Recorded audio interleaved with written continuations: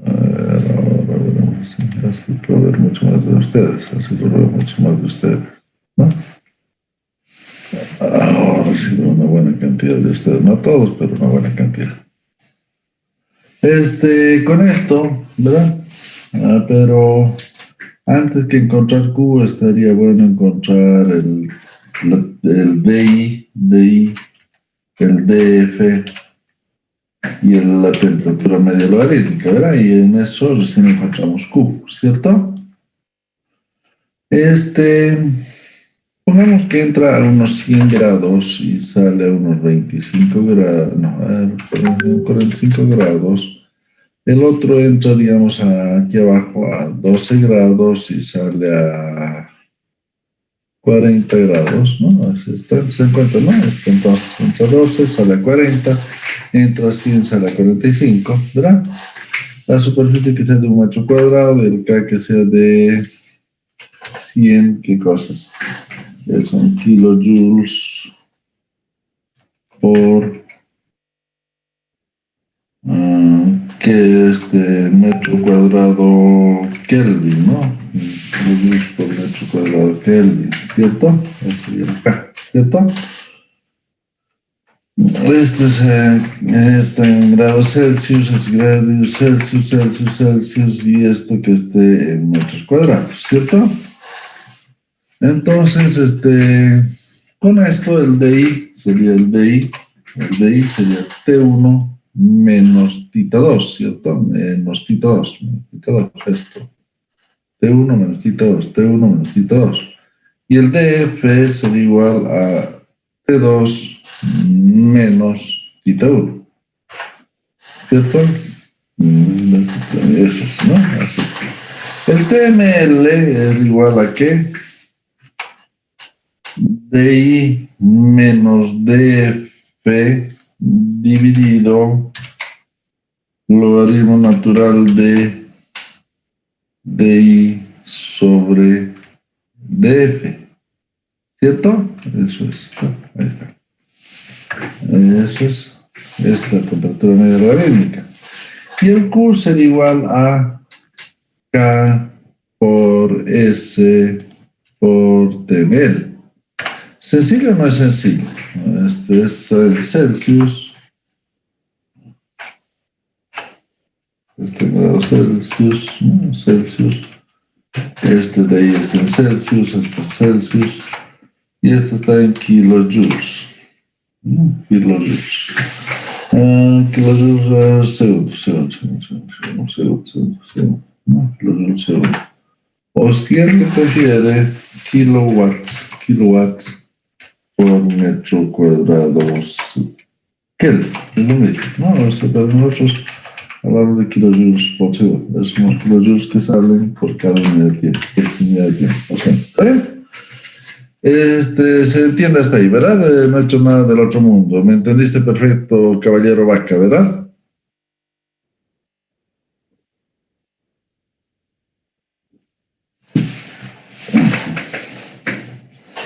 Eso entonces, si ponemos en forma directa, superficie 0.01 directamente a un metro. ¿Cómo cambian los T's y cómo cambian los tetas? ¿Cierto? Para superficie 0, esto vale 100. Esto vale 100. Para superficie 1, esto vale 45. Teta para 0 vale 40. Y para 1 aquí abajo vale 12, ¿cierto?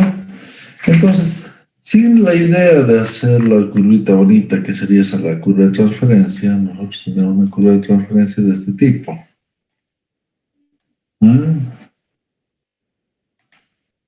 Tratemos de hacer esto así. No, mierda, no había configuración. No. Entonces, echas de esta forma, ¿no? A ver, entonces, si insertemos un gráfico de este tipo, ahora sí. La mierda, no, tampoco me gusta esto. ver, veamos. Dar formato de serie de datos. A ver. No quiero esto. A ver, así. Cambiar. Seleccionar datos. Ahora sí. Serie 1. Modificar. La serie 1 va a ser el nombre de la serie es T, ¿ya? Esto de la serie es esto. Y esto de la serie es este. Está. Perfecto. Este otro. Aceptar. Este otro. Modificar. El nombre de la serie es teta. Los valores de X son estos. Los valores en Y de estos son estos. Aceptar. No, aceptar. Aceptar. Entonces esto. Y claro, aquí este señor, dar formato al eje de máximo 1. Ya está. Líneas principal 02, 04, ya está. Perfecto, eso es. Ahí está. Ya lo hemos hecho, ¿no? T y teta. Entonces aquí baja T, ahí sube teta. Aquí ya tengo que arreglarlo también, ahí está. Dar formato al eje de 0, máximo 100, no queremos más. No, déjame así todo el tiempo, no hay problema. ¿Se dan cuenta, no? Entonces este va bajando la temperatura en este sentido, mientras este va subiendo la temperatura en sentido contrario. ¿Está ahí va bien? Y lo que estamos transmitiendo es 4.516 kilojoules por segundo. Va bien hasta ahí, se entiende, ¿cierto? Sí, enero. Pero, ¿qué ocurre? ¿Qué ocurre? ¿Verdad? Si aquí baja baja 55 grados y este sube 55 grados, significa que si este sube hasta 67 grados. La miércoles, miren esto, dividido entre ceros, nos jodió la vida, ¿cierto? ¿Y cómo resolvemos entonces? Porque ¿cómo vas a encontrar el TML? Veamos esto, el TML. DI menos DF, DI menos DF, DI. DI es 33, es 100 menos 67, 100 menos 67 es 33. DF, 45 menos 12 también es 33, ¿cierto? Entonces DI menos DF, 33 menos 33, 0. Dividido el logaritmo natural de DI 33 sobre 33, el logaritmo natural de 1 es 0. Entonces 0 sobre 0, ¿cierto? ¿Y cómo se resuelve esto, Razas Cabrera? ¿Cómo resolvemos este problema? Porque miren, dividido entre 0, dividido entre 0. ¿Qué pasó? ¿Hubo una diferencia con respecto al anterior o no hubo una diferencia con respecto al anterior? De ese, ¿hubo alguna diferencia donde sacamos un bonito resultado y ahora resulta que no sacamos un resultado? Arcadio Guzmán, a ver, por favor, danos tu opinión. ¿Por qué diablos tenemos que ver este 0 sobre 0? Supongo que podríamos resolver ese logaritmo. ¿Cómo lo podría resolver este logaritmo?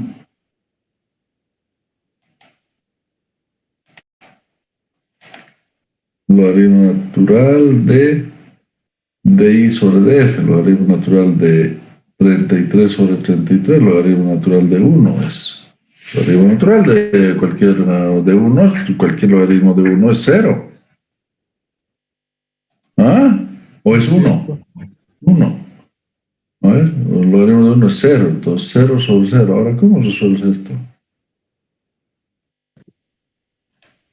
Significaría que no hubo transferencia de calor, ingeniero. ¿Cómo es? No hubo transferencia de calor. ¿Cómo no va a haber si hay saltos de temperatura? ¿Cómo no va a haber transferencia de calor? ¿Cómo es eso? Si uno está a esta temperatura y el otro está a esta temperatura, obvio que hay transferencia de calor, más vale que hay.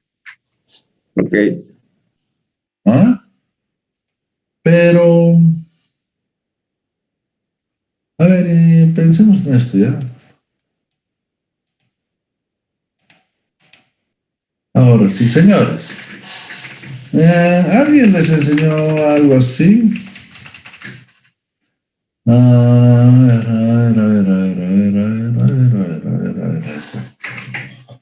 Límite.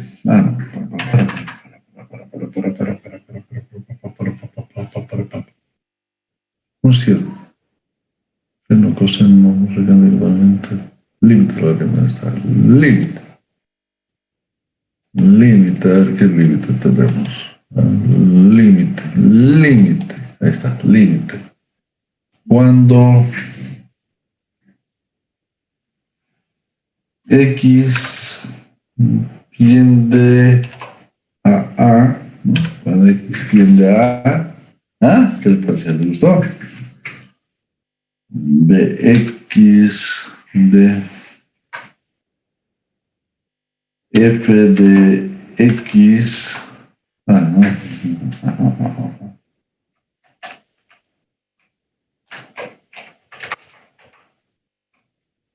sobre G de X, ¿cierto? ¿A qué es igual esto? ¿Se acuerdan? ¿A qué es igual esto? ¿A qué es igual?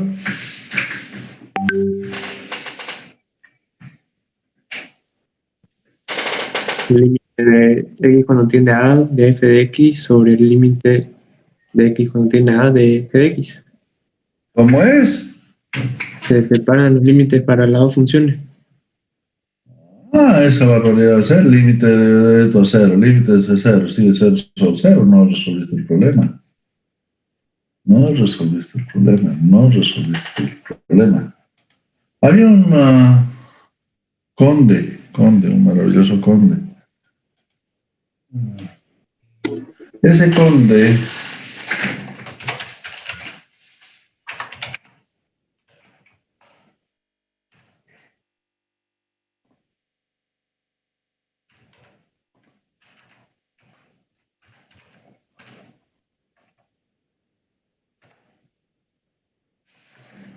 conde del hospital, l'hôpital, Guillaume de l'Hôpital, ¿no? Guillermo François Antoine Marqués de l'Hôpital. 1661, París, 2 de febrero de 1704, fue un matemático francés. El más importante de sus logros fue el descubrimiento de la regla del L'Hôpital. Eso. Marqués. París, descubrimiento 1600, ha sido antes de la Revolución Francesa, por ver que tiene el título nobiliario, Marqués, no es como un Marqués del L'Hôpital. Y la regla del L'Hôpital dice esta, ¿no? Que el límite de cuando X tiende a f de X sobre G de X es igual al límite cuando X tiende a de f' de X sobre G' de X. ¡Ajá! Ahora sí. Es igual, entonces, ¿a qué?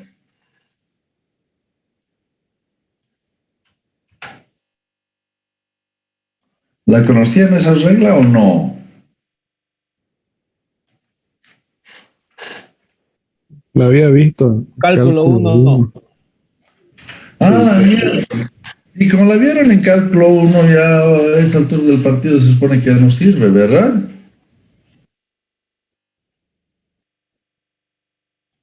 Entonces, a ver, agarremos esto nuevamente.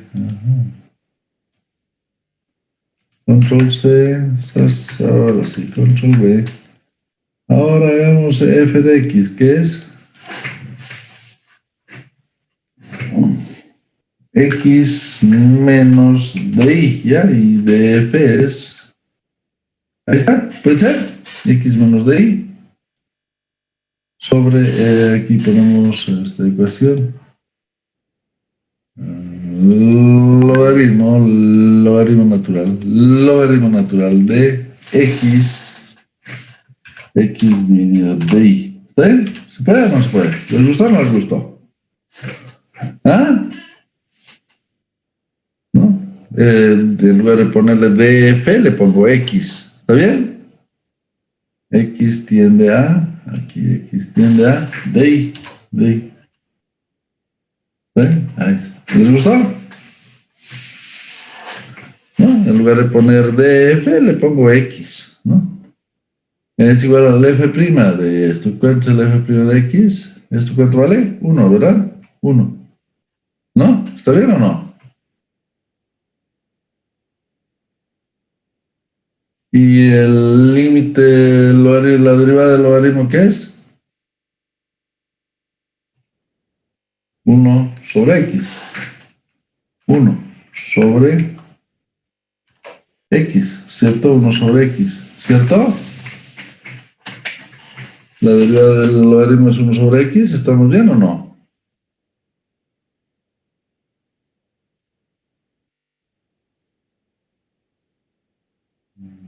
Uno sobre u, 1 sobre u, 1 sobre u, 1 sobre x sobre di sobre di, ¿no? 1 sobre x sobre di.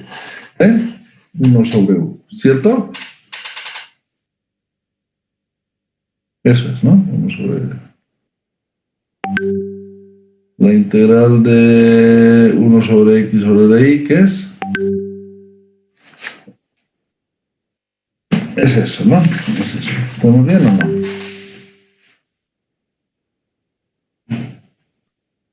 Ajá.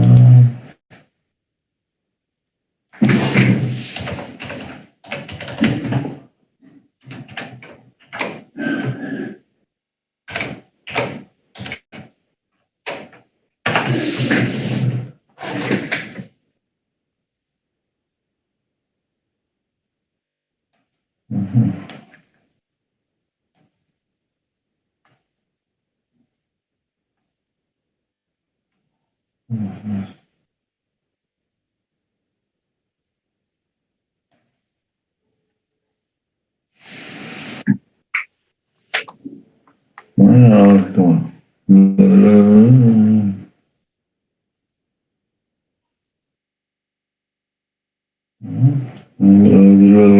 En x es 1 sobre a, o sea que sería 1 sobre x, 1 sobre x.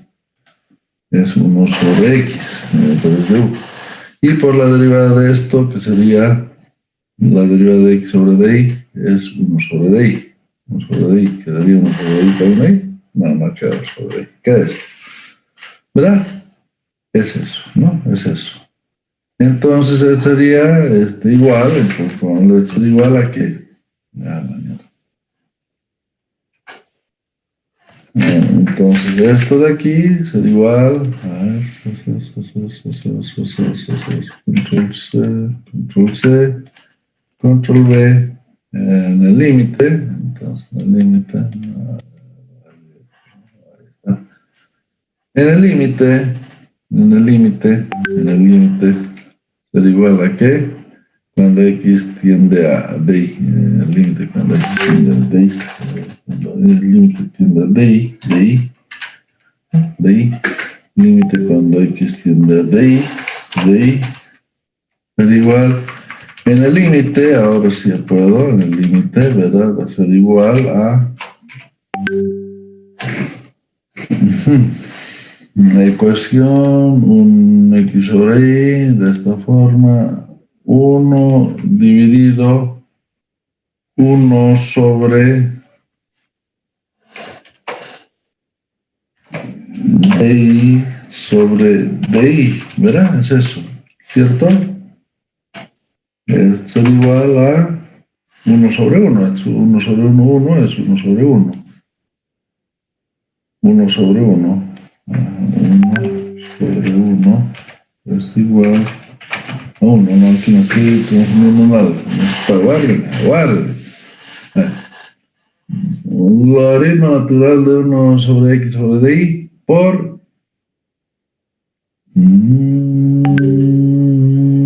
la derivada de x, que sería 1 sobre di. Aquí necesitaríamos 1 sobre di. Sería 1 sobre di. 1 sobre di, no, por la derivada por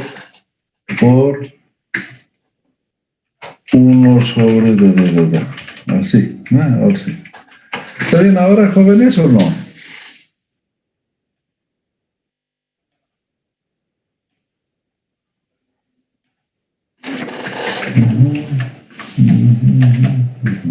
Ahí. Así, ¿no? Ahora sí. Ahora sí se puede vivir, ¿no? El logaritmo de x sobre dy, ¿no? X sobre dy es 1 sobre x sobre dy, 1 sobre x sobre dy, por la derivada de x sobre dy, que es 1 sobre dy. ¿Están de acuerdo o no? Ahora sería 1 sobre dy, 1 sobre dy, entonces se vuelve de aquí dy. Esto de aquí se vuelve dy. Y eso quedaría aquí como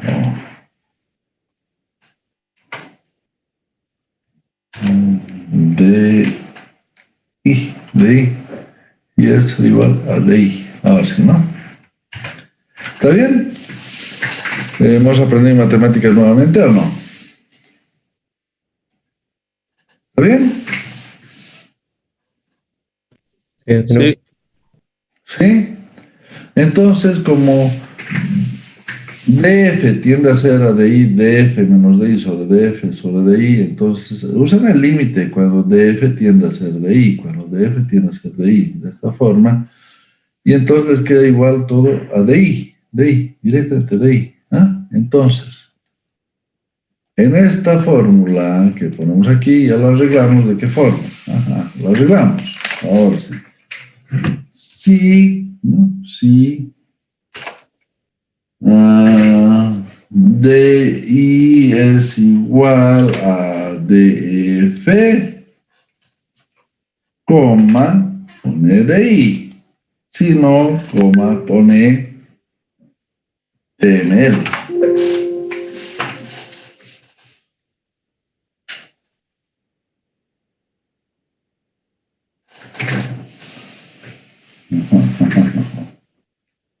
Si B2 igual a B3C, si B2 igual a B3, B2C. Sí, condición de lógica, si B2 igual a B3, ya, pone B12. Si no, pone B12 menos B13 sobre el mismo natural de B12 sobre B13. Es este.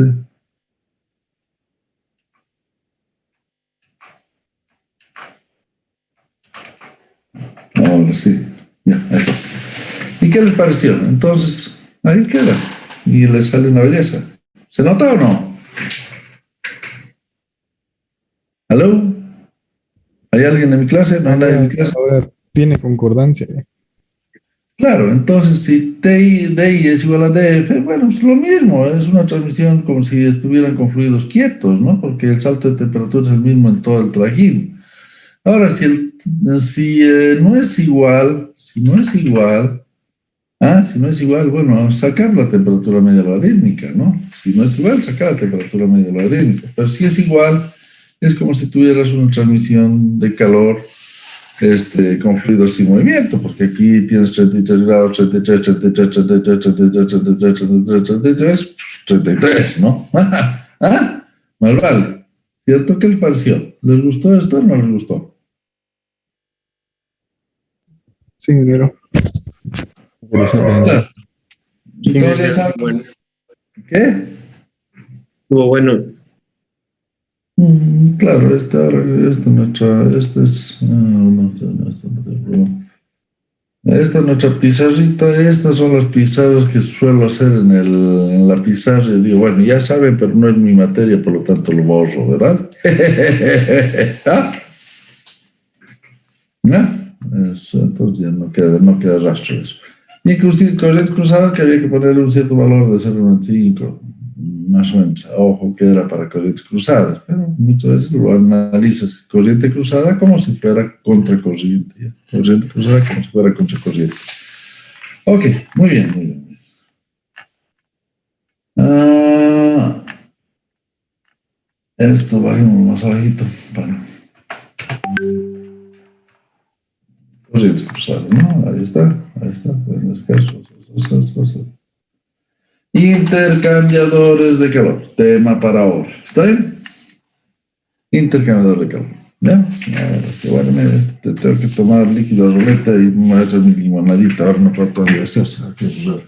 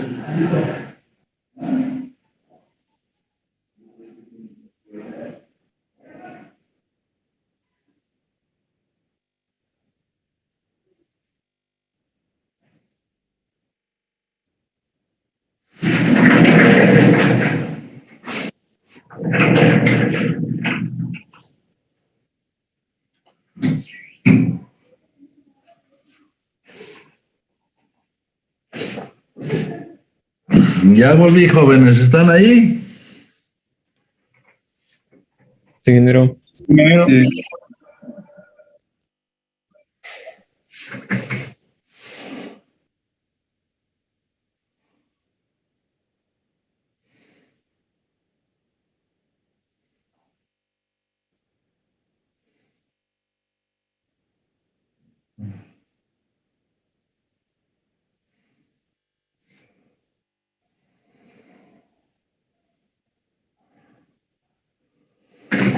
Ahora sí.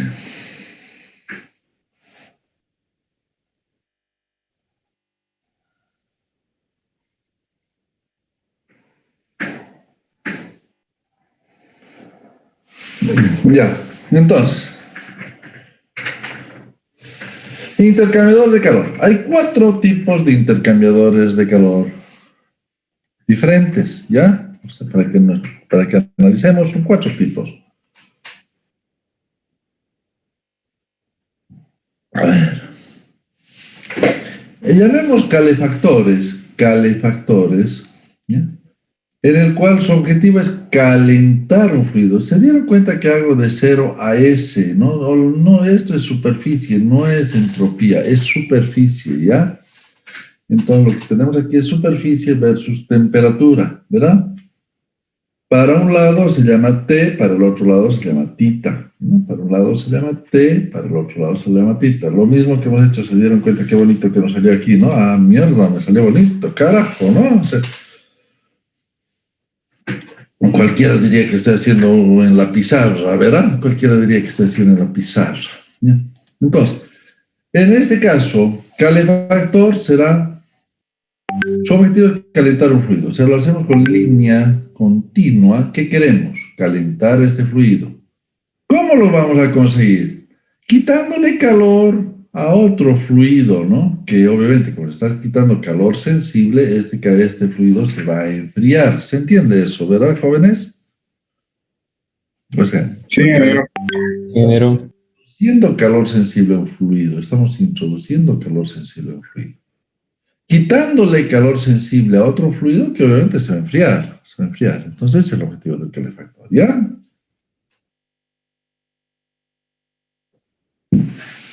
Su esquema es de esta forma, ¿no? T1 entra caliente, T2 sale más frío, tita 1 entra frío, tita 2 lo calentamos, era lo que queríamos. Opción 2, enfriadores. Su objetivo ahora es enfriar un fluido, ¿verdad? Enfriar un fluido. ¿Cómo? Extrayéndole calor. ¿Y cómo lo extraigo? Yo uso un fluido más frío, ¿no? Y ese fluido más frío se va a calentar, ¿verdad? Se va a calentar. Pero a mí lo pongo esto punteado porque a mí lo que me interesa es esto, ¿verdad? Y el otro es el resultado de lo que quiero. En este caso, estoy enfriando este fluido a cambio de que este otro fluido se caliente, ¿verdad? ¿Está bien? Ese sería nuestro enfriador, ¿verdad? ¿Cuál es agua tubular? ¿Cuál es el humo tubular? ¿O cómo es? ¿Cuál va por dentro del tubo? ¿Cuál va por fuera? Etcétera, etcétera. Es otro cantar. Pero en nuestro caso, nuestro objetivo es enfriar el fluido porque es un enfriador. Algunos lo llaman refrigerador. Yo veo que es una palabra un poco exagerada, refrigerador. Suficiente con llamarlo enfriador. Verá. Tercera opción. Condensadores. Acuérdense, es superficie, no es entropía. Su objetivo es condensar un fluido. ¿Qué significa condensar un fluido? Volverlo de vapor líquido, ¿verdad? Condensar es volver de vapor a líquido. Extrayéndole el calor latente de condensación. Extraer el calor latente de condensación de un fluido, si el fluido es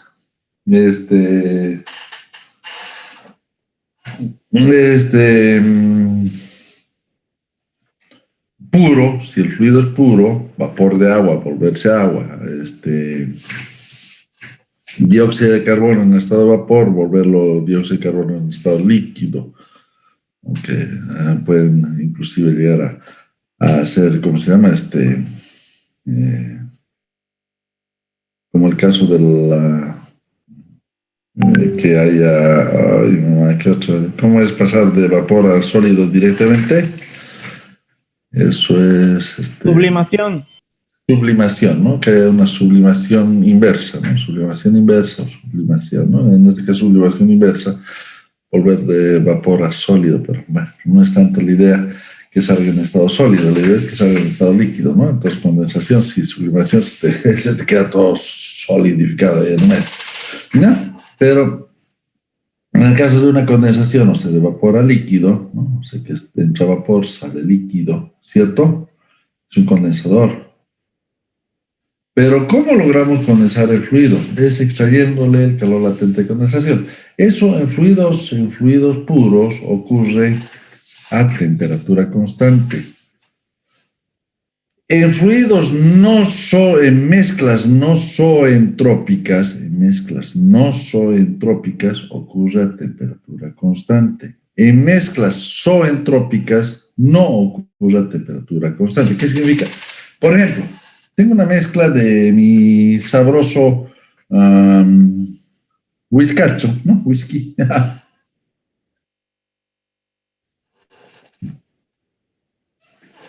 Que tiene 40% alcohol y tiene 60% de agua. Que mi whisky está en estado de vapor, yo lo estoy condensando, le estoy quitando calor. A los 100 grados empiezan a formarse gotas de agua, ¿no? Gotas de agua. En este caso, a 100 grados empiezan a formarse gotas de agua.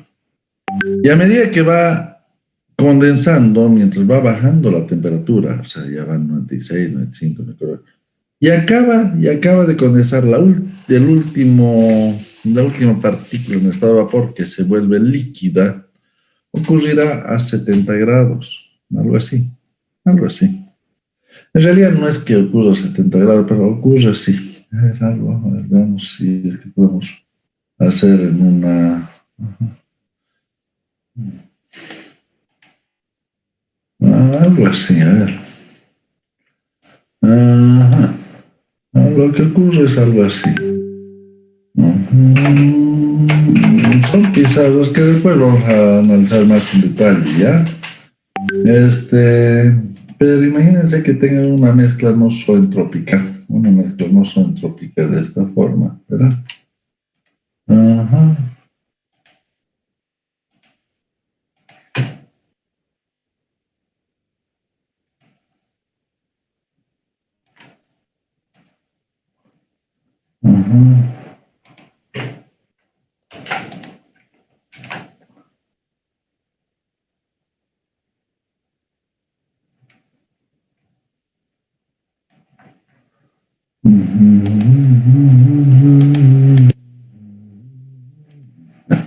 Ahí está, ¿no? Y ocurre aquí esto una temperatura T1 y esto una temperatura T2. Y va a ocurrir algo más o menos así, de esta forma. Ahora no era Insertemos una forma de este tipo.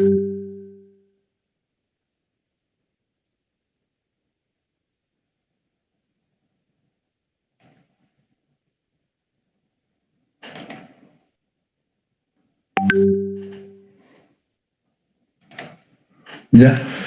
Y lo otro obviamente ocurre bien en el sentido inverso.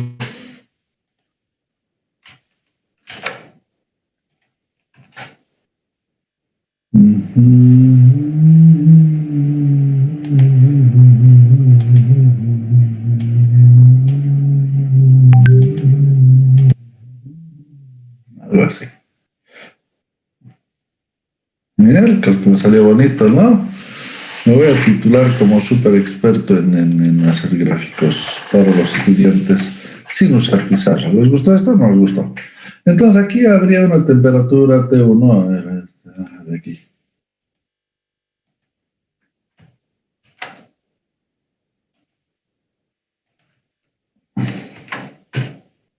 Aquí habría una temperatura T1 y aquí habría una temperatura T2.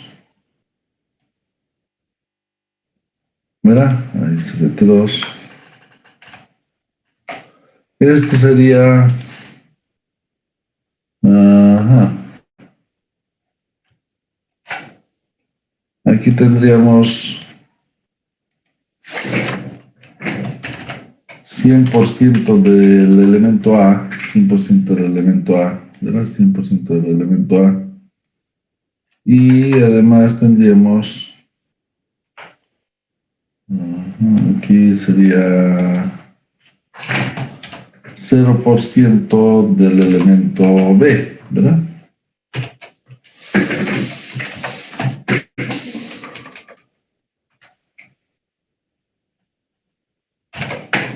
No, parece un 8, ¿no? Parecería un 8, pero vale, ya, ahora. Y a este otro lado tendríamos ya un caso de 0% A y de 100% B. ¿Está bien? ¿Se entiende? O sea, aquí tengo un elemento A y aquí tengo puro elemento B. El elemento B evapora o condensa a la temperatura T2. El elemento A evapora o condensa en la temperatura T1. Son miscibles, o sea, lo cual significa que en líquidos siguen mezclados, son miscibles, ¿sí? Son miscibles. Pero tengo una mezcla, digamos, en estas condiciones de aquí, en estas condiciones de aquí, ¿verdad? En estas condiciones de aquí, en estas condiciones de aquí. Lo que ocurre más o menos es que a una temperatura determinada, por ejemplo, a esta temperatura,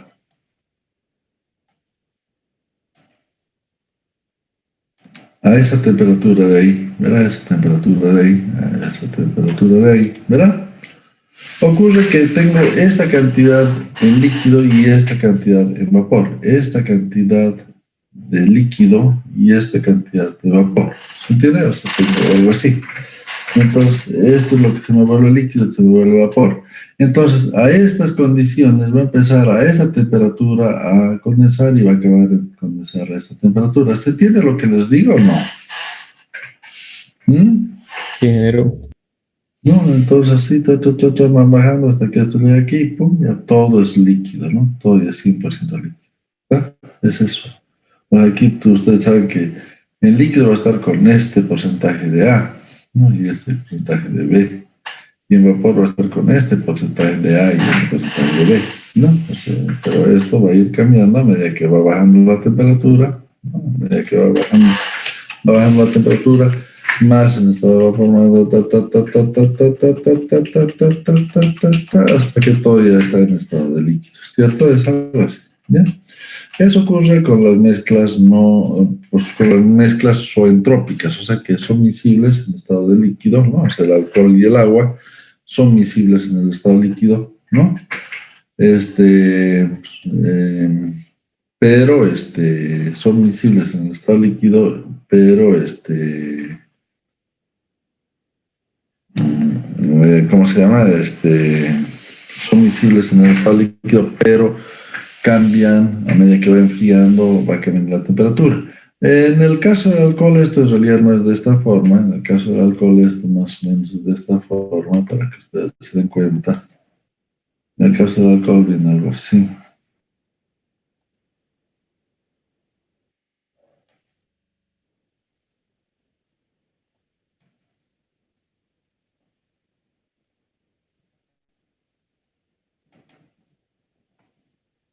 Ay, mierda. No se le olvide.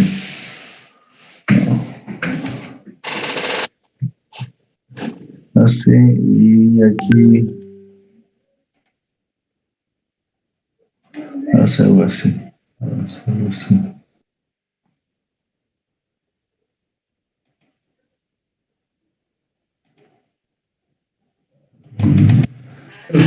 Es esa la forma del alcohol. O sea, entonces, ¿qué ocurre? Que como a 96% de alcohol, 96% de alcohol, 4% de agua, esa mezcla de alcohol y agua cambia de temperatura, cambia de estado a una sola temperatura. ¿Se entiende? Sí. Eso ustedes, claro, pueden ver en internet, todo tiene que haber en internet, amigablemente, qué bien que es internet, ¿no? Como ayuda para nuestras clases, ¿cierto? Entonces ahí nosotros hablamos eutéctico. ¿Se acuerdan de esa palabra eutéctico? ¿La han escuchado hablar? ¿Escuchaste hablar Paredes Zárate del término eutéctico o no? Fidel Ali Marca, tú que estás queriendo hablar, ¿te acuerdas de lo que es el eutéctico o no?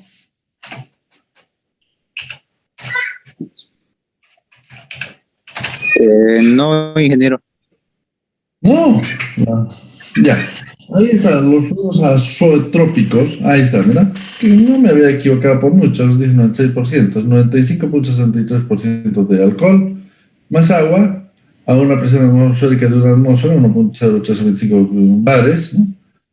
también hay un eutéctico. O sea que se forma un eutéctico, y lo cual significa que cambia de temperatura, pese a ser una mezcla, ¿no? Se llama azeotrópico. Después vamos a hablar de lo que son zeotrópicos y azeotrópicos de ebullición máxima, y se llama azeotrópico de ebullición mínima. Los sistemas azeotrópicos de ebullición mínima son más frecuentes que los de ebullición máxima, ¿no? Azeotrópicos positivos, azeotrópicos homogéneos, etcétera, etcétera. Y ahí está. Entonces, cuando tienen alcohol, sí, una mezcla de etanol y agua que se forma un azeotrópico para concentración del 95.6% del peso del alcohol, y que hierve a una temperatura de 78.2 grados Celsius a una presión de un megapascal. Con una destilación simple se obtiene un alcohol con esa concentración, pero para conseguir un compuesto más puro se necesita utilizar recursos especiales, porque como es una mezcla azeotrópica, va a hervir y va a condensar a una temperatura constante. ¿Se entiende eso o no? Pese a que es una mezcla de dos fluidos, de dos líquidos, de dos elementos, ocurre a temperatura constante, ¿Se entiende? ¿Ah? Entonces, para conseguir un compuesto más puro se necesita utilizar recursos especiales como destilación azeotrópica. ¿No? Entonces, o mezcla azeotrópica, una mezcla líquida de composición definida única entre dos o más compuestos químicos que hierve a una temperatura constante. ¿Qué les pareció? ¿No? Y ahí es donde hablamos del eutéctico. El eutéctico es donde ocurre eso, ¿cierto? ¿Les gustó o no les gustó este tema? ¿No? Mezclas azeotrópicas, destilación continua de etanol agua, datos experimentales CRC Handbook Chemistry, edición 44, página 2391, ¿no? Primera destilación, segunda destilación, etcétera, etcétera. Cómo puedes lograr tener una mezcla, cómo lograr la pureza del agua, y por eso es que conseguir una pureza del agua arriba del 90% es muy complicado, porque estás entrando en un eutéctico. ¿Está bien? Tenemos mucho más para hablar al respecto, porque vamos a ver luego mezclas zoetrópicas y azoetrópicas cuando veamos refrigeración, pero ya se dan cuenta que muchas veces podemos tener mezcla de fluidos en cambio de estado que ocurren a temperatura constante. ¿Está bien? ¿Se entendió o no? Sí, ingeniero. Pero en general no, en general va a ocurrir, ¿no? En general va a ocurrir que va a haber una mezcla de dos fluidos, y va a empezar a condensar a una temperatura y va a terminar de condensar a otra temperatura. Y en el medio hay una mezcla de vapor y líquido, ¿no? Una mezcla de vapor y líquido a medida que se va condensando. Entonces, eso es en general en los fluidos zoetrópicos. Mira, ¿cierto? No estamos hablando del caso de aceite, no estamos hablando del caso de aceite con agua, porque, oye, no son miscibles, entonces no jodas, los fluidos no son miscibles, no se van a mezclar. Estamos hablando de mezclas de fluidos que sí deben ser miscibles. En estado de vapor, el vapor de aceite se junta con el vapor de agua, seguro, no hay problema, no tienen problema, son vapor, son estado gaseoso. Pero en estado líquido, no. En muy pequeña cantidad el aceite satura el agua, y en muy pequeña cantidad del agua satura el aceite. No son miscibles. Pero entonces, cualquiera sea que sea temperatura constante o no sea temperatura constante, en el condensador ocurre que se le extrae el calor latente de condensación. O sea, estamos licuando el elemento, los elementos de la mezcla. O sea, entonces, si hay un cambio de estado de vapor a líquido, sea a temperatura constante en un elemento simple o en mezcla de elementos que sean azoetrópicos, entonces va a ocurrir a temperatura constante. Pero si es mezcla de elementos que son zoetrópicos, en ese caso, el cambio de estado se va a realizar con cambio de temperatura. ¿Ya? Es lo que tienen que saber. Como sea, igual se llama condensador. Ocurra a temperatura constante, ocurra a variación de temperatura, como sea, pero hay cambio de estado, y lo único que está cambiándose es el calor latente, ¿no? El calor latente de condensación. Se le está extrayendo únicamente calor latente de condensación, o sea, que el calor que sirve para el cambio de estado, eso se llama condensador. ¿Está claro? Sí. ¿Se entendió?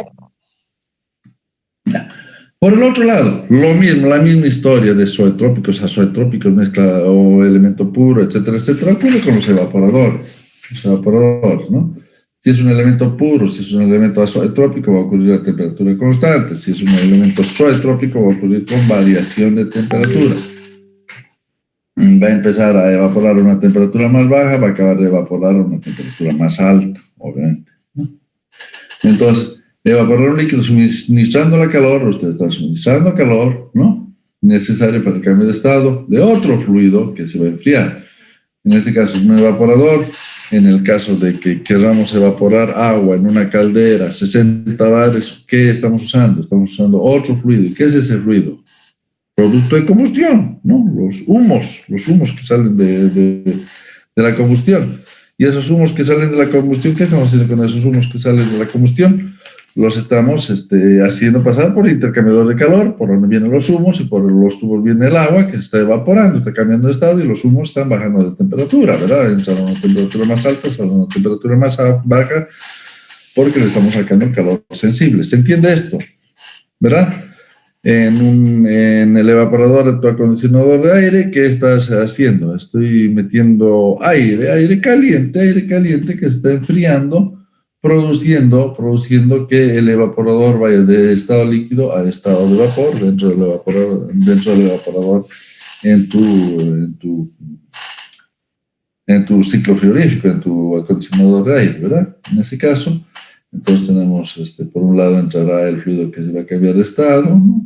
Por un lado que el líquido que va a cambiar de estado, y por el otro lado el líquido o el fluido que va a reducir su temperatura, ¿no? Obviamente, entonces el evaporador le metemos calor necesario para el cambio de estado, el calor latente de evaporación, con otro fluido caliente que le vamos a quitar calor sensible, entonces se va a enfriar. Entonces ya tenemos los 4 tipos, ¿cierto? ¿Les gustó o no les gustó hasta aquí? ¿Se entendió o no se entendió? ¿Se entendió, ingeniero? ¿Se entendió? Bravo, sigamos adelante. Un cálculo de un intercambiador de calor de superficie. ¿Qué les parece? Está bonita la idea, ¿no? ¿Tratamos de hacer o no? ¿Ah?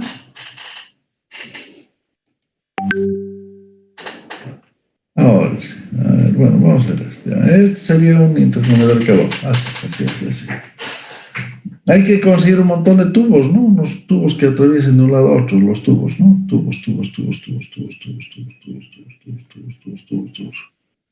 Y entonces nosotros a estos tubos le vamos a poner dos placas sujetadoras, dos sujetadores, ¿verdad? A cada lado de los tubos, le vamos a poner dos tapas, ¿no? Las tapas, una tapa y otra tapa, creando esta zona que se llama colector de entrada, colector de salida. ¿Está bien? Entonces, todo lo que venga por este colector va a entrar por estos tubos y va a salir por allá. Pero eso va por los tubos, y lo que va por afuera a la chapa, o sea, nos agarramos una chapa plana, la giramos, la soldamos, y tenemos ya nuestra, ¿cómo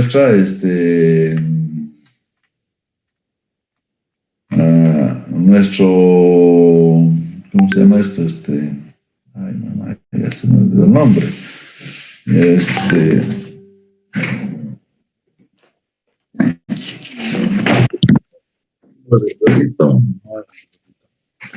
Ese tubo cilíndrico grande se llama el blindaje, ¿ya? Este tubo grande se llama blindaje. ¿Ya? Es blindaje. A ver. Esto no, este está aquí.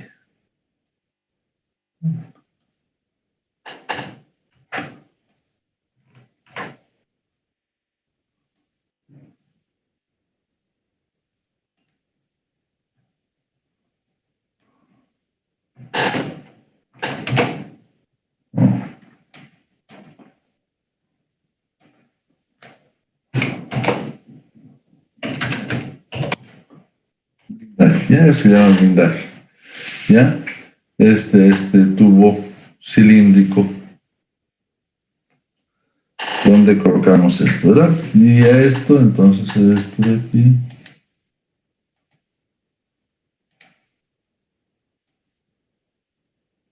Es el blindaje, ¿no? Es este. Y a esto le ponemos. Es el blindaje, ¿ya? Es el blindaje. Ahí, es el blindaje. Ahí está. ¿Está bien? Perfecto, ¿no?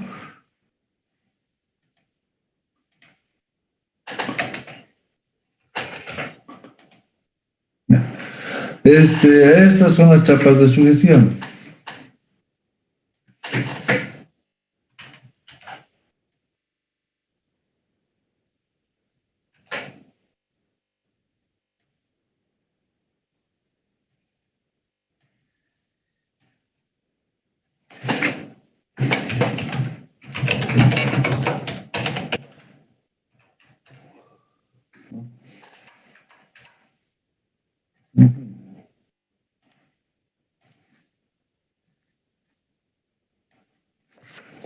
Chapas de sujeción, ¿no? Son las chapas de sujeción. ¿Cuáles son las chapas de sujeción? Estas, ¿no? Entonces, ajá.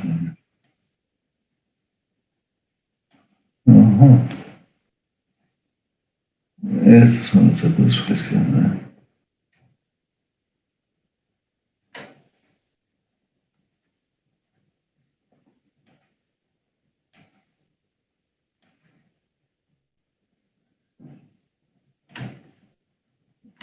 Estas son las chapas de sujeción, ¿no? A ambos lados, ¿cierto? Las chapas de sujeción. ¿Está bien? Este sería el colector de entrada.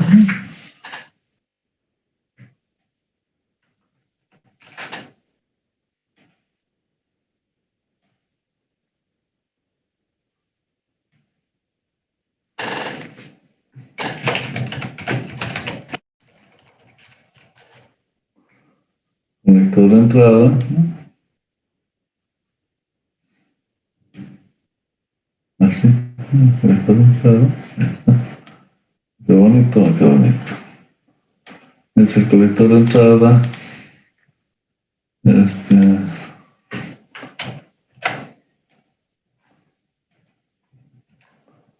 Colector de entrada, ahí está.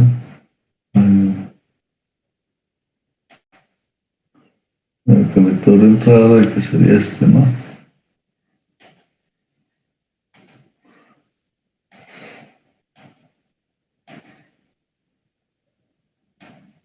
Es el colector de entrada, ¿verdad? Y al otro lado tenemos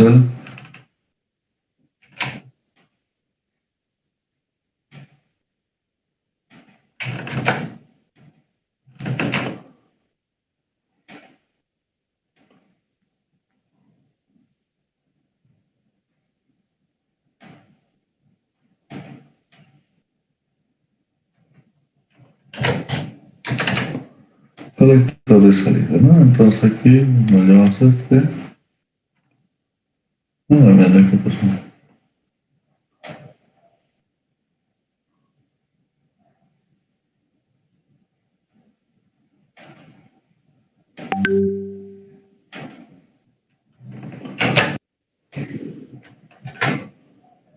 El colector de salida para allá.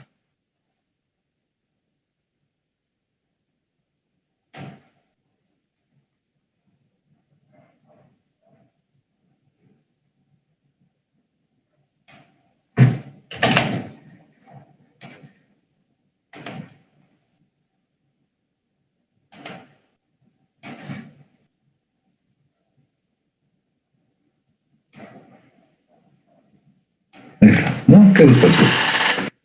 ¿Está bien? Claro, todo esto lo podríamos puesto con otro color, pero ya está. Entonces, de esa forma tendríamos, por ahora, cómo serían, cómo es un intercambiador de calor, ¿verdad? Bueno, ahora sí. Aquí hay tubos, están pasando tubos de un lado a otro, ¿ya? Cantidad de calor que se desea transferir. Lo primero, ¿qué cantidad de calor se quiere transferir? Por un lado, por los tubos, va a pasar un caudal másico con una cierta capacidad calorífica, ¿no? Si se trata de líquidos, o calor específico a presión constante si se trata de gases, ¿no? O sea, es lo mismo, y que va a tener un salto de temperatura. Lo que estamos haciendo es simplemente un refrigerador o un calefactor, ¿verdad? Un calefactor. Entonces, tendrá un salto de temperaturas, temperatura de entrada T1, temperatura de salida T2. Ya tengo yo el caudal del fluido que va a ir por dentro de los tubos.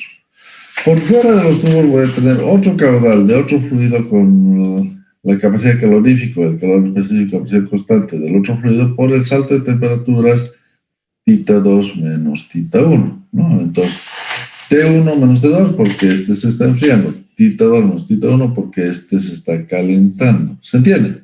¿Eh? Por un asunto de que uno es negativo y el otro es positivo. En ese caso, θ2, verificar el caudal que el θ2 sea menor que el T2. O sea, pese a que está en contracorriente y pese a que aquí, vean lo que bonito, pese aquí, mira, la temperatura T2 es de 45 grados, ¿no? Pero la temperatura θ2 es de 77, ¿no? 45, ¿verdad? Dice que se puede, o sea, en un intercambiador de calor de consolario sí se puede. Pero en general hay que impedir que esto llegue a ocurrir. O sea, digamos, esto va a salir en 42 grados, por decirte, ¿no? 42 grados, porque no puede salir a una temperatura más alta que la salida de aquí. O sea, lo prudente es que no salgas a una temperatura más alta de lo que el otro fluido está saliendo, ¿se entiende? Puedes llegar, puedes lograr hacerlo, cosa que no se podía lograr hacer con intercambiador de calor, corriente paralela, sería imposible que alcance, mucho menos que lo atraviese, ¿verdad? Pero en este caso, digamos que debería ser algo así, ¿verdad? Pese a que teóricamente sí se puede, teóricamente, miren, si quieren, teóricamente podemos salir a 90 grados y con todo, todavía sí, seguimos teniendo salto de temperaturas en toda la superficie, ¿cierto? Seguimos teniendo salto de temperatura en toda la superficie, que me dice que sí es posible lograr eso. Pero en la práctica es más difícil lograr ese asunto. Entonces, lo prudente es, bueno, voy a calcular una cantidad G2, de tal forma que θ2, la temperatura con la que sale aquí, sea menor que la temperatura con la que sale aquí, porque este fluido se está enfriando y no voy a lograr que este valor sea menor que este valor. Está una temperatura, este está T1 caliente, T2 frío, y ese θ2 tiene que ser menor porque este fluido lo estoy calentando, ¿no? Pero voy a calentar, pero no tanto como que le pase a que no le pase a este. O sea, que θ2 menor que T2, ya estoy feliz. No hagamos que nos atravesemos con las temperaturas que van a tener después problemitas, ¿ya? Los caudales quedan definidos por esta razón. Entonces, si tenemos que el θ2 va a ser menor que el T2, ¿no? Va a ser menor que el T2. En ese caso, ya podemos definir el caudal G2 que queremos, porque el G1 es lo que nosotros necesitamos, lo que nos pide el sistema. Enfriar G1 a tal temperatura. Enfriar G1 a tal temperatura. Entonces, ¿cuánto necesito de este otro fluido G2? Bueno, lo hará para un salto de temperatura, o sea, qué temperatura entra, pero voy a buscar que salga, pero no que salga tan frío, ¿no? Como ¿no? O sea que voy a buscar, o que no salga tan caliente como que salga más frío que ¿cierto? Porque se está enfriando, entonces que el de aquí T1 está entrando a una temperatura mayor, ¿no? Se está enfriando y T2 se enfrió más de lo que θ2 estaba aquí, ¿verdad? No puede ser eso. Entonces, evitemos llegar a la irracionalidad. Y con esto logramos definir los caudales. O sea, si hemos logrado definir G1, C1, T1 menos T2, esto ya está definido. Del segundo está definido esto, y nos falta definir θ2 y nos falta definir G2. Pero con este criterio hacemos que este θ2 sea unos cuantos grados más por debajo de T2, entonces ya logramos, tenemos todo esto resuelto, entonces ya es fácil encontrar un G2, ¿verdad? Es fácil encontrar un G2. Por decir, si este es 100 y este está 50, 150, 150, y está entrando a 20, no le voy a poner el 60, no le voy a poner el 60, está en 50, le pondré 45, le pondré 48, no le voy a poner 60, no le voy a poner 70. Se puede, sí, pero no es esa la idea, porque estás más en fluidos medios paralelos, ¿no? En corrientes cruzadas y no tanto en contracorriente, está más en corrientes cruzadas, o sea que no te vas a dar el lujo de que este valor de aquí exceda este valor de aquí, no debería, ¿ya? Entonces, ahora, si constantes necesarias, ¿cuáles son las densidades del fluido G1? ¿Cuáles son las densidades del fluido G2? ¿Cuáles son sus capacidades caloríficas? ¿Verdad? ¿Cuáles son las capacidades caloríficas, calor específico, la presión constante, C1, C2? ¿Cuál es el lambda? ¿Qué material vas a poner aquí? Voy a poner latón, o sea, mis tubos van a ser de latón, de acero inoxidable, de bronce. ¿De qué voy a hacer los tubos? Entonces, dependiendo del material de los tubos, voy a tener un lambda para los tubos.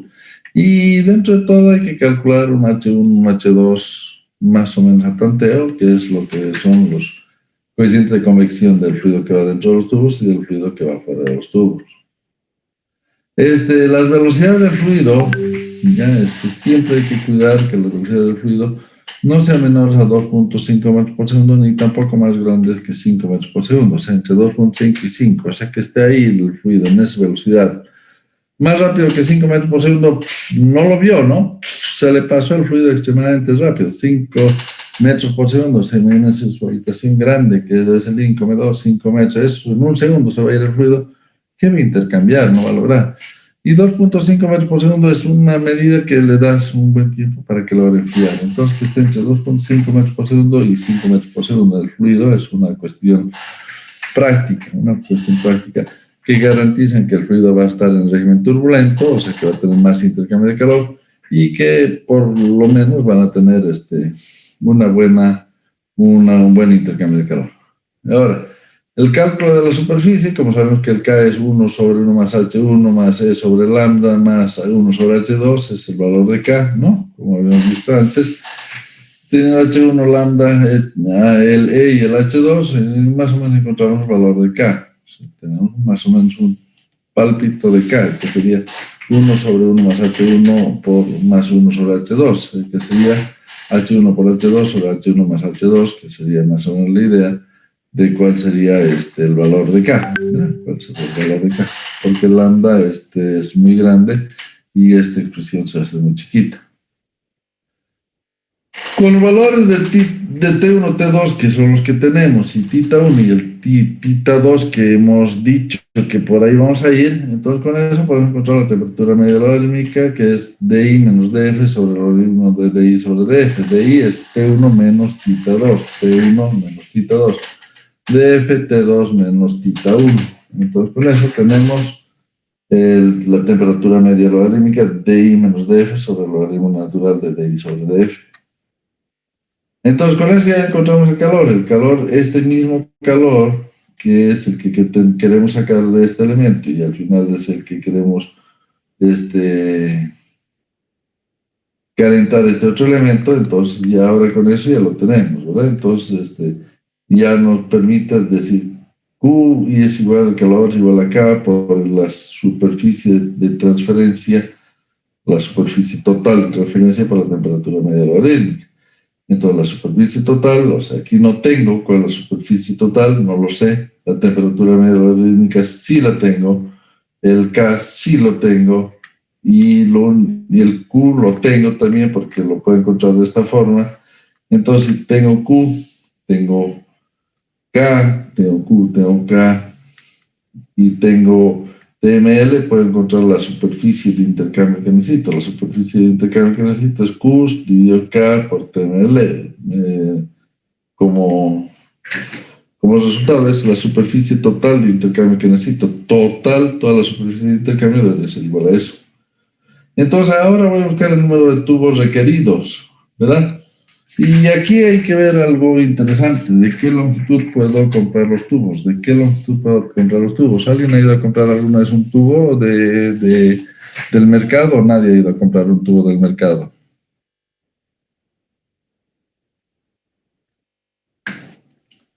¿Aló? ¿Tú, Gabriel, has ido? ¿Compraste? No. Nada. Nada, nadie. Ninguno de ustedes ha comprado un puto tubo.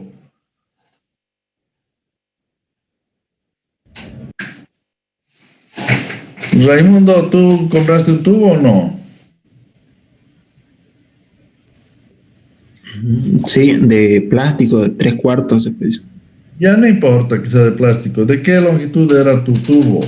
De 6 metros. Y en realidad es así. Los tubos te van a vender algunos de 6 metros u otros de 12 metros, ¿se entienden? Entonces, cuando vayan a comprar un tubo, van a hacerlo de 6 metros o de 12 metros.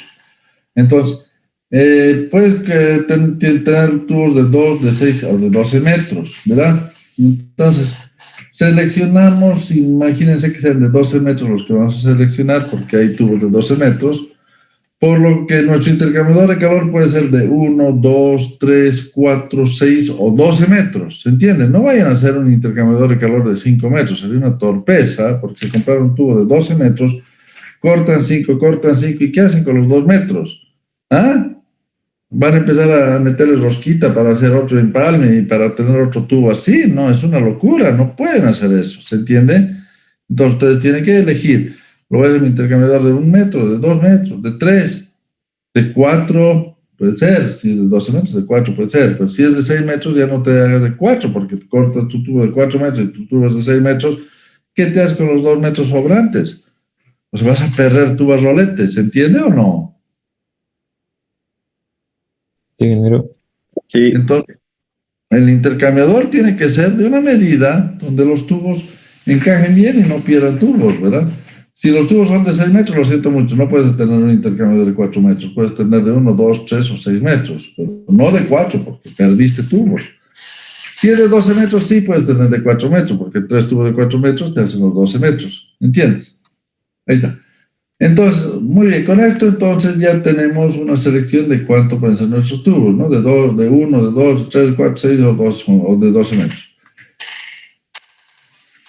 El intercambiador será de una longitud de L metros, ¿no? L metros de longitud, ¿cierto? Por R metros de pulgadas de diámetro, ¿no? El intercambiador tendrá R metros pulgadas de diámetro, ¿no? Esto de diámetro por esta longitud, ¿cierto? Es esa la idea. ¿Ya? La superficie de intercambio por tubo, o sea, si yo veo un tubito, uno solo de estos tubitos de aquí, así, este tubito, ¿cierto? Si veo ese tubito, ese único tubito de ahí, digo, ya, perfecto, ¿cuál es la superficie de ese tubito? Ese tubito va a tener una longitud L, ¿no? Una longitud L con un diámetro D, ¿no? Entonces, la superficie va a ser el perímetro es pi por diámetro por longitud tengo la superficie de ese tubo, ¿no? Pi por diámetro por longitud tengo la superficie de ese tubito, ¿cierto? Pi por diámetro tengo el perímetro de la circunferencia por la longitud, ya tengo el diámetro, la superficie de este tubo, la superficie de este tubo, pi por diámetro por longitud, ¿cierto? Entonces, 2 pi r por L o pi por diámetro por L es lo mismo, ¿no? Es la superficie unitaria de cada tubo. Pero yo necesito esta superficie total dada por ST igual a Q sobre KTML. Entonces, si tengo la superficie unitaria y la superficie total, voy a encontrar el número de tubos. El número de tubos va a ser igual a entero, ¿verdad? De la superficie de todo sobre la superficie unitaria y sumarle un hito, ¿no? O sea, los decimales te joden, no sé. ¿Cómo vas a poner? Me salió 5.5 tubos y ahora, ¿cómo diablos vas a poner el 0.5 tubo? A ver, contame esa historia, ¿ah? ¿Cómo le vas a poner el 0.7 tubo? A ver, contame esa historia. El tubo va a llegar hasta aquí, aquí lo corto. Pues, mira, es una travesura de miércoles, mezcla los dos fluidos, es un desastre, ¿no? El fluido, el tubo es entero o no hay tubo. Entonces, bueno, ustedes calculen esto de forma entera y eso, súmenle un hito, súmenle uno, de tal forma que no tengan problemas con los decimales, ¿no? Entonces, la superficie total sobre la superficie unitaria más 1, ¿verdad? Ya está, con eso ya lo tienen una belleza. Las caudales y velocidades para el fluido dentro del tubo, ¿no? G1 es ρ por por el número de tubos, ¿no? Rho por el número de tubos para el fluido que va por dentro, ¿no? Si va por dentro, Rho en la densidad por el número de tubos, 1, 2, 3, 4, 5, lo que sea, tubos, por el número de tubos, por pi por r cuadrado, que es la superficie, ¿no? Por pi por r cuadrado, por la velocidad, ese sería el caudal, ¿no? Pi por r cuadrado, superficie, por velocidad, caudal volumétrico, por Rho, caudal máximo, por nt, el caudal total máximo, porque es para todo el número de tubos. Entonces, con esto yo ya puedo encontrar el BI, B1, BI. BI es igual a G1 sobre Rho por nt por pi por r cuadrado, ¿verdad? Entonces, ahí ya lo tengo, Entonces, ahí ya lo tengo, la velocidad del fluido dentro del tubo. Si la velocidad es muy alta, la velocidad es arriba de 5 metros por segundo, ¿no? Si la velocidad es muy alta, es arriba de 5 metros por segundo, ¿verdad? Entonces, reducir la longitud del intercambiador a la mitad, o sea que nuestro intercambiador es muy largo, porque estamos con velocidades muy grandes, reduzcamos el intercambiador a la mitad, ¿verdad? Con lo que se reduce también la velocidad a la mitad, ¿no? Si ustedes reducen a la mitad, el número de tubos se duplica y entonces multiplicar el número de tubos por el doble, ¿no? El doble de los tubos, y por lo tanto la velocidad va a ser más baja porque NT va a ser mucho más alto. Entonces con eso la velocidad se va a bajar, ¿no? Entonces bajan a la mitad lo del intercambiador y listo. Con eso ya tienen la velocidad reducida. Si la velocidad es muy baja, entonces hacer el intercambiador con un número de pasos mayor a 1. ¿Qué significa eso? Lo podemos poner de un paso, de 2 pasos, de 3 pasos, de tal forma de que el fluido no vaya de aquí todo de frente para allá, sino vaya por la mitad y retorne. Veamos cómo hacemos. En nuestro ejemplo hemos hecho de 3 pasos, el número de pasos 3. A ver, veamos cómo vamos a lograr esto. He puesto aquí, vean, he puesto aquí esto, ¿verdad? De aquí, un separador, una plancha separadora, ¿verdad? Y aquí he puesto otra plancha separadora. Pues viene el fluido por aquí, no puede ir por más allá porque esta plancha separadora se le impide. Vamos por medio de los tubos que me quedan por aquí. Llego a este lugar, y por aquí veo como el fluido está viniendo por aquí, pero por aquí no hay nada, entonces el fluido se va a venir por este lado. Por aquí no puedo atravesar, ¿por qué no puedo atravesar por aquí? Porque está trabado. Vengo por aquí, paso por aquí, al libre paso por aquí, entonces ya hasta aquí estoy viniendo, entonces luego me paso por aquí arriba y llego hacia de aquí, hacia este lugar, habiendo hecho un paso, 2 pasos, 3 pasos, ¿se entiende? Si ustedes solamente hubieran puesto aquí uno a la mitad, y la salida por aquí arriba hubiera venido por aquí, y si hubiera ido para allá, hubiera sido el número de pasos igual a 2, ¿verdad? ¿Se entiende? Entonces, ¿cómo hacemos el número de pasos? Entonces, cambiando el número de pasos, tenemos entonces que la velocidad ahora va a ser igual a G por el número de pasos. Ahora si el número de pasos entonces nos está acelerando, ¿no? El número de pasos nos está acelerando. Sobre Rho por el número de tubos por pi por r al cuadrado. Entonces ya con esto encuentro de que este B1 no exceda los 5 metros por segundo ni sea menor de 2.5 metros por segundo. Y con este encuentro una velocidad del fluido que va a ir dentro del tubo, dentro de los tubos. Ahora el paso 7 sería el diseño y configuración de los tubos. La distancia entre los centros de los tubos debe ser entre 3 y 5 veces, entre 3 y 5 radios. Si eligen entre 3 radios, aquí hay un radio, aquí hay otro radio, y la distancia entre los tubos será de un radio. Si eligen 5, ¿no? O sea, aquí hay uno, aquí hay otro, aquí hay 3 diámetros que serían 0,5 diámetros, ¿no? Entonces, 0,5 radios. Entonces, si ponen 3, ¿no? La distancia de 3, un radio, otro radio aquí y otro radio aquí, entonces tienen un radio de distancia entre tubo y tubo. Si ponen 5, tienen entonces 1, 2, y aquí les quedaría 3 radios, o sea que sería un diámetro y medio la distancia entre tubo y tubo.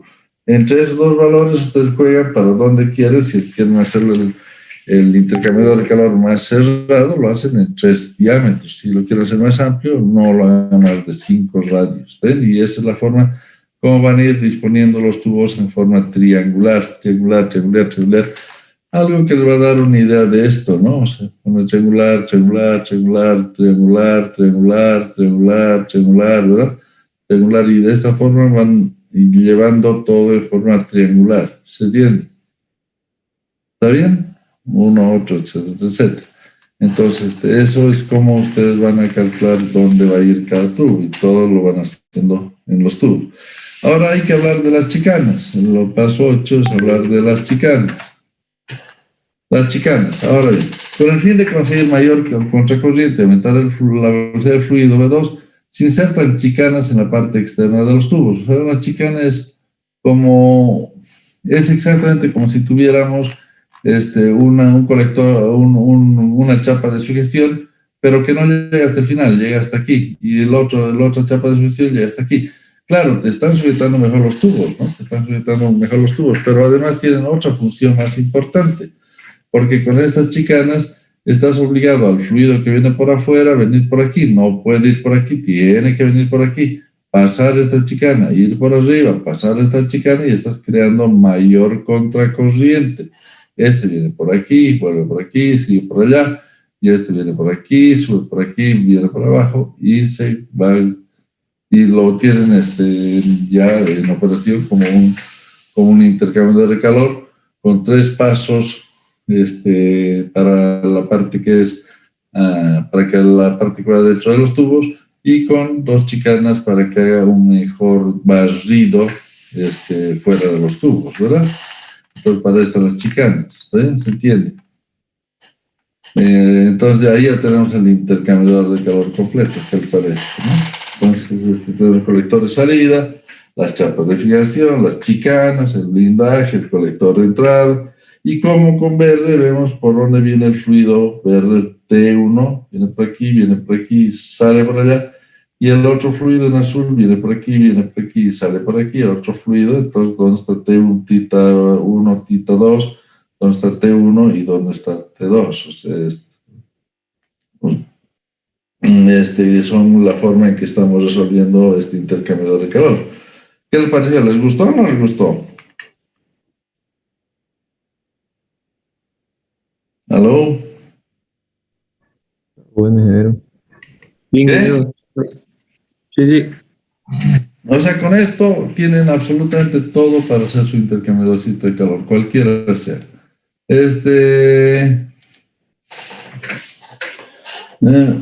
Lo que sí,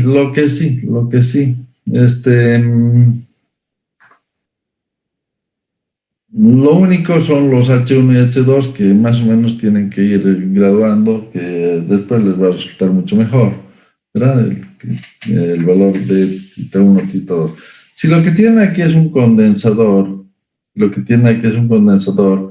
cuyo condensador viene por este tubo, pero ya está volviéndose líquido en este punto, entonces, cuando tengan un evaporador, un condensador, perdón, la toma pues es más grande, ¿no? Especialmente si es condensador de agua, de una turbina de vapor, esa toma de admisión es bien grande porque está muy turbinado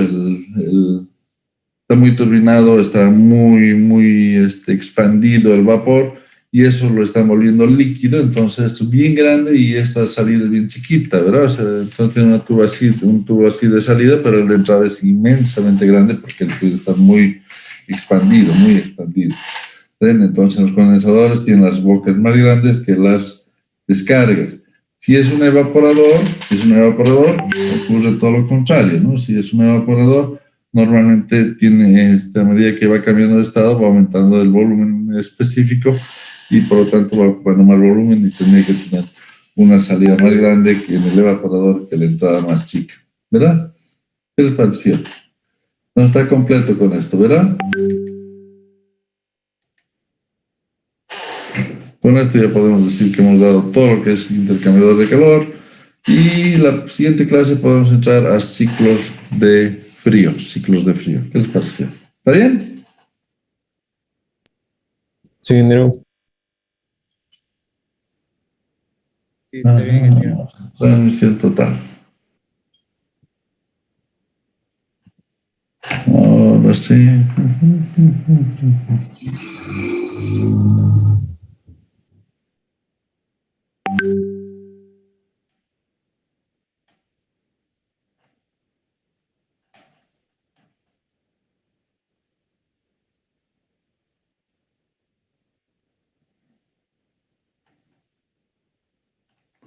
Ok, entonces, ahí está.